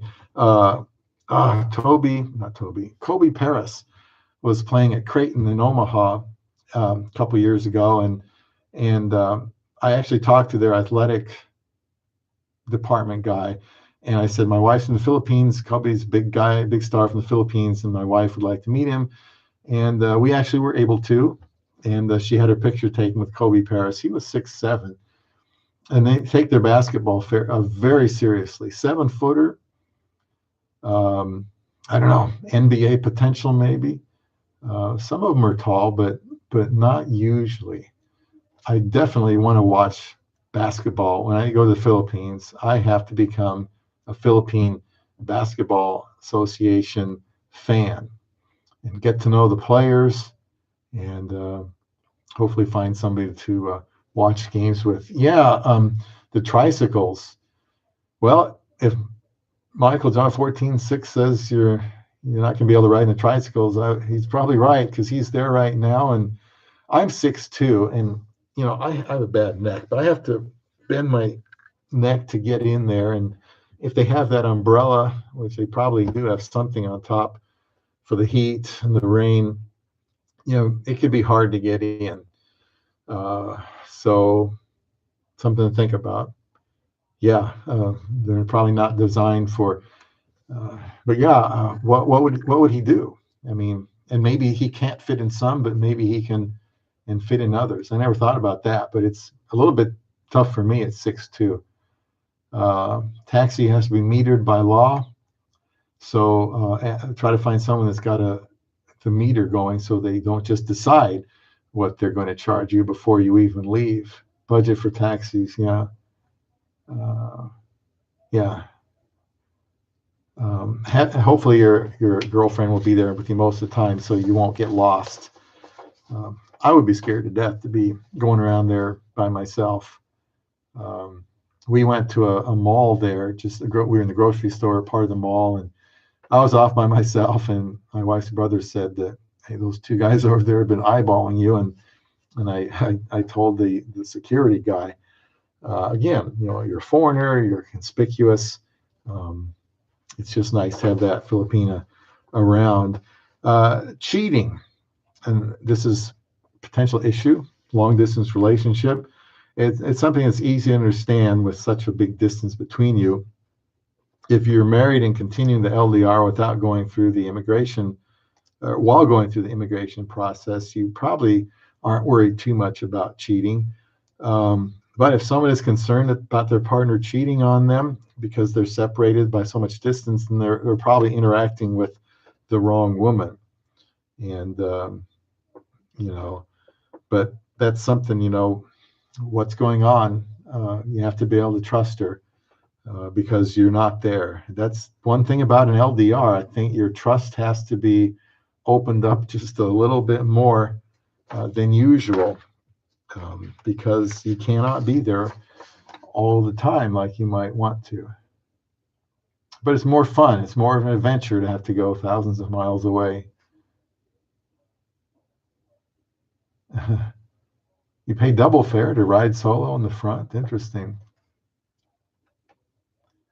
Multi-psych or multi-cab, so I don't have to pay the chiropractor anymore for my tricycle rides.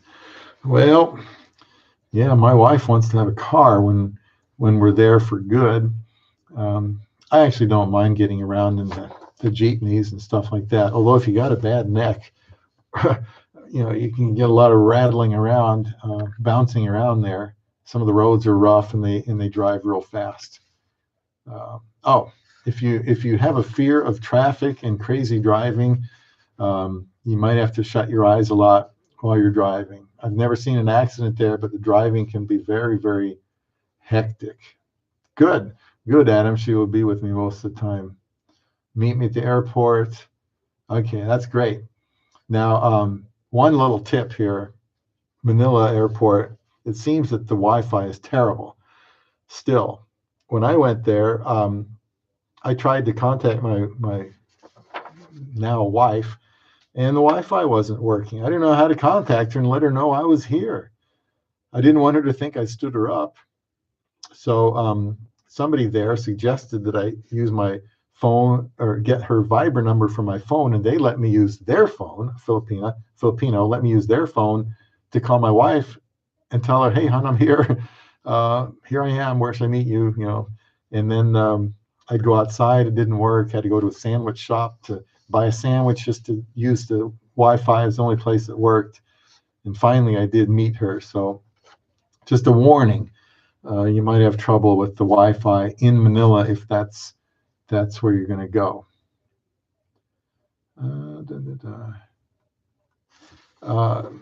So miscommunications is always a problem. They make this comment here. When miscommunication happens, our first instinct is to shout, question, and get heated about it. A lot of long-distance relationships relies on trying to communicate without the access to nonverbal cues, such as gestures, body language, facial expressions, eye contact, tone of voice. Try doing that every single day. You soon forget how to read what a person is actually trying to say. Is something they talked about there. There can be miscommunications, kind of touched on that earlier. Another one is nothing to talk about. Prepare yourself with some questions. You'll feel more confident that way. I have some videos on questions to ask. And you can always do things too that I mentioned earlier that don't require talking. Some people play games online that, just like you might play, I don't know, Scrabble or whatever game you can play online. I just like Scrabble. So you can do that together. You're not talking. It's fun. It's interactive. Watch movies or shows together. I even saw one woman that was playing a keyboard for her guy, which is, be creative and think of things you can do that don't necessarily require talking to each other.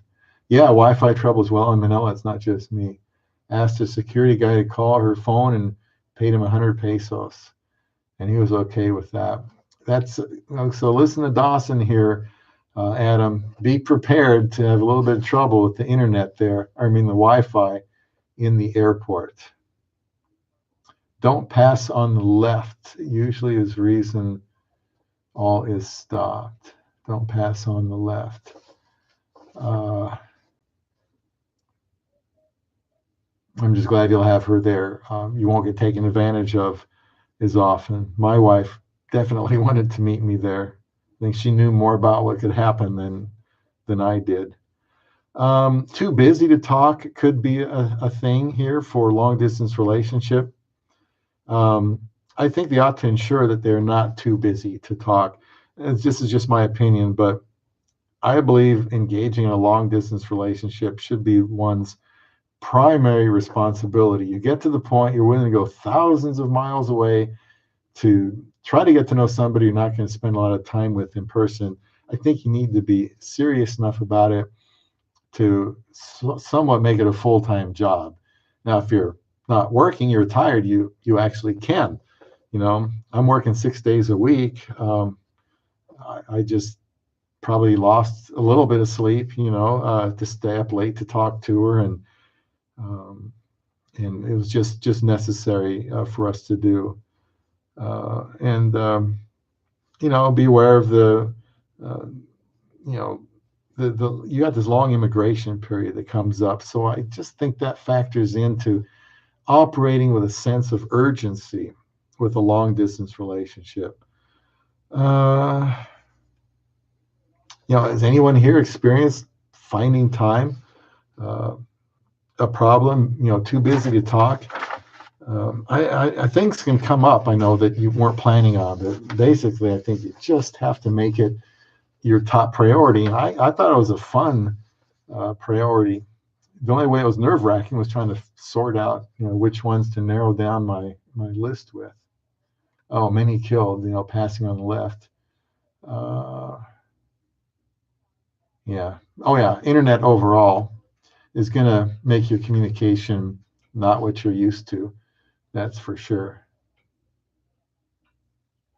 Adam, thanks for stopping by, and please try to remember some of this advice. Check out Tom and Ruth Philippine Adventures. You'll love it. Subscribe to his channel and absorb. Look through his list of videos and see what can help you out. At the stage that you're in right now. Hire a driver. Yeah, that's not a bad idea. You can use your foreigner license 90 days. I wouldn't want to drive in the Philippines. Part of me wants to, where it's easy, but the congested areas, no, I don't think so. It seems like the lanes are kind of smaller too. Ghosting. This applies mainly to those who have started a long-distance relationship, never met face-to-face. However, it can apply to people who start off face-to-face, but then have to go through a stint of distance, they say. Ghosting means literally disappearing. Your partner isn't answering calls anymore, returning texts, and you're going out of your mind wondering what has happened to them. This can happen. It's very easy to just let somebody go. They're not going to track you down. You're thousands of miles away. If this has happened late in a relationship, then you have the right to be completely concerned. However, it's not uncommon for those who have met online to decide they no longer want to talk to this person anymore. Yeah, it can be hard to turn somebody down. I know that can be difficult. And perhaps they got to a point where they just didn't see it going anywhere, or they met someone else and they just decided that it's easier to just disappear from your life than giving you an explanation. So don't take it personally. Don't feel bad. Just climb aboard and keep plugging away. And this is one of the hardest situations in a long distance relationship. Somebody just disappearing, ghosting you because you have little control over it. Also, well, you don't share the same daily context for life, time zones, weather, people, patterns, activities, culture, events. That's just another difficulty people can have in a long distance relationship. I kind of like this quote here: in-person closeness and contact across a distance are not the same. And they mention here, at a communication level, as somebody named Albert Marabian has suggested, even if 7% of our communication is in words and another 38% is tone of voice, accessible through telephone and even generously, if another percentage is available through the visuals of Skype, a serious proportion of the information in the communication is missing. Nuances of body language are unavailable. The energies emitted by emotions are lacking. And to make it worse, chances to adjust perceptions or correct misunderstanding through contact, a pat on the arm, a touch on the cheek, a rub on the shoulder, are just not possible in even over on Skype. I was never really frustrated. Like we blew ourselves a lot of kisses. I guess that's closest thing we came to touch. Um,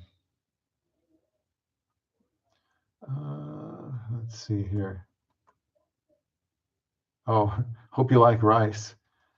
Yeah, we eat white rice and eggs most of the time for me. Um, I was eating brown rice all the time when I met her, and I really haven't eaten it since she just cooks brown or white rice now all the time. Durian is not a romantic fruit. Um, it certainly probably doesn't smell like the smell that's coming out of the diffuser in our bedroom, which I think is very good. Oh, one thing I just thought about I would have mentioned to Adam was I think you can only stay 30 days in the Philippines unless you're going to be staying a long time, like a year. I think I'm going to be there for 29 days. We are going to be there for 29 days on our trip in December, so we don't go over that limit. So hopefully that's something that he understands before he goes.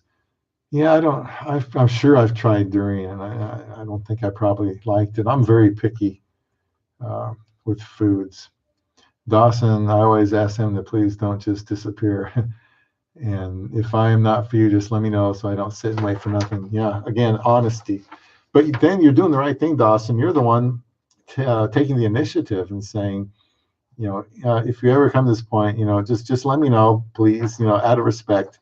I don't want to be wondering what's happened because you want to keep moving on too. If in a way it's kind of disrespectful because if they don't tell you that they're just not feeling it and they're going to move on.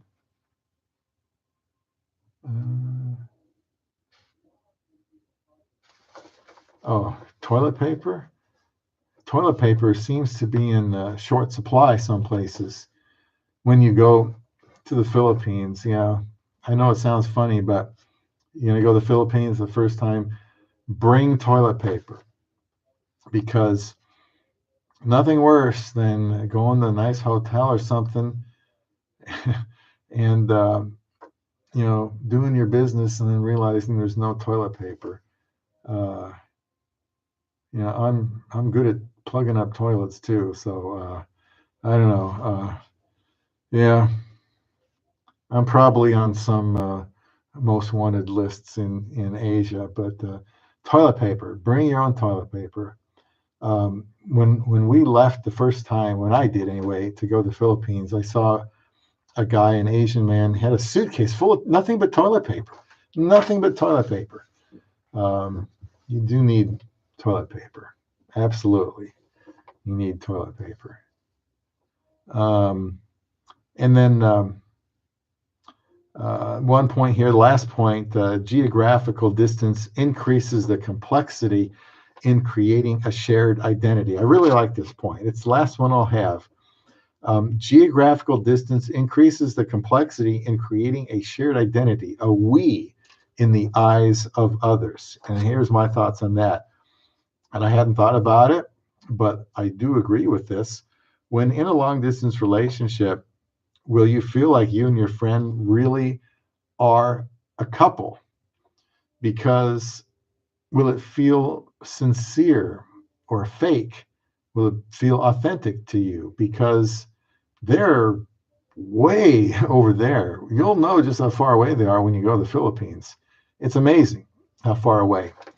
But, will you be convinced you really do have a relationship? And some people, might have a harder time with that than others. And of course, you have to realize that other people might make you believe that your relationship is somehow not as valid as dating someone where you live. But if you're going to go the long distance route, then it is important to understand that what you are developing with this other person is indeed a valid relationship. The more you learn about each other and the more time you spend together, you will either grow closer together or realize that you are not meant for each other, and there's nothing wrong with that. more and more people are doing long distance relationships. It isn't taboo anymore. I did it myself. We're just as much developing a shared identity as anyone else. It just had to be without being together in person. But what else could we do? We made the best of it that we could and are now happily married, coming up on almost 4 years, and wanting to retire in the Philippines. I can't even imagine life without my eyes. I really can't. But, at work, people might kind of scoff at you or sneer at you because, this guy, he thinks he has this relationship with this woman far away. And I think you need to tell yourself this is a legitimate relationship. Just because we cannot be there together does not mean this is, a lesser deal or something to make fun of. Not at all. I mean, uh, we are a couple, you know. I mean, I had pictures I put on my screenshot at work, so I guess that's one way to let people know that you're a couple. Um, but that's just, that's just something you have to deal with. Believe that you are a couple, no matter what anyone says. But that can be a problem, seeing yourself as we when you're so far apart. I just thought I'd mention that because it kind of struck a nerve with me. I kind of like that thought. So those are just some considerations before you commit to your love beyond the sea on a long distance relationship. Um, again, find some YouTube channels you like and learn from them. Tom, again, I hear gets back to emails, um, and that's a good thing to have a resource there in the Philippines that can be a good friend to you that you haven't even met. What am I missing here? Yeah, I try to say we all the time and not I. Good point, Dawson. Good point. It shows that you are thinking as a couple. And yeah, that's a good point. Yeah, initially 30 days, but you can get an extension for another 30 days. Oh, for $60 USD. So, well, and that's hopefully something uh, that our friend earlier Adam can do. Although practically speaking, I don't know how old Adam is, but if you're still working, it's tough to get a whole lot of time off like that. Yeah. Cool thing about going to the immigration office here in General Santos City is there are hardly any foreigners here, so no line to wait. That is a good thing. Yeah. Well, any other comments about LDRs or anything else?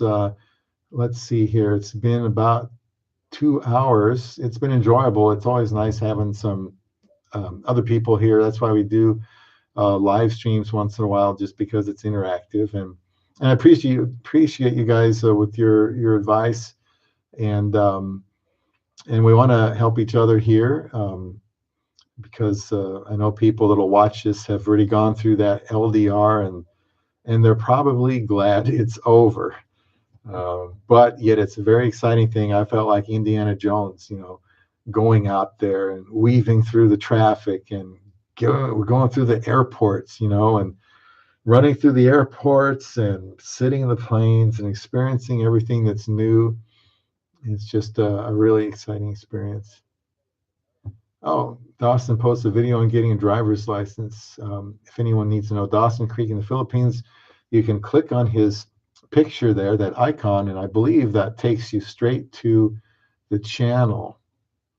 And you can subscribe to Dawson or anyone else here that has a channel tonight. Driver's license.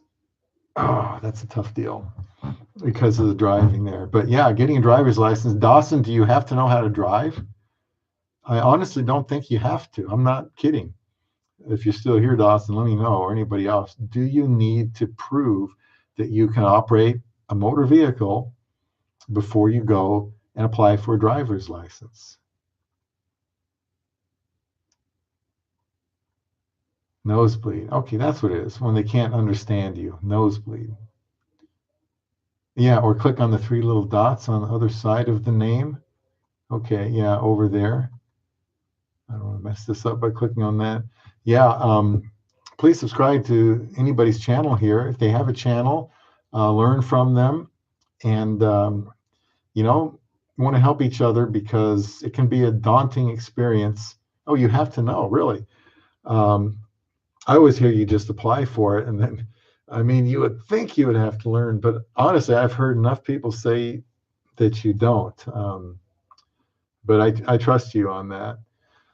Seriously, I know some people probably look like they they're just behind the wheel for the first time. But you got to respect the drivers in the Philippines because they know how to drive in the Philippines. They know how to avoid accidents and get you where they need to go, and they got to pick up a lot of people and do it quickly, you know, to make money. And I do respect how they drive. You had to get a test. Interesting. Well, I don't know if I'm ever going to drive there, but thanks for joining me tonight, everybody. And this is Love Beyond the Sea. I just want to help people. Don't give up trying to find a wife. You've heard probably Filipinas make great wives. Maybe that's why you're here. And I know from experience they do. Filipinas are not unicorns. They are women like anybody else. That's why I try to emphasize how to, you know, talk to them, how to regard them, respect them, you know, just practical things, because I want your relationship to work out. And as I learn, I want to pass that on to other people. So thank you, everybody here tonight, and we hope to do this again soon. And that's all for now. I appreciate everybody being here. And this is just first day of the week. Have a good week, everybody. And this is Bob from Love Beyond the Sea.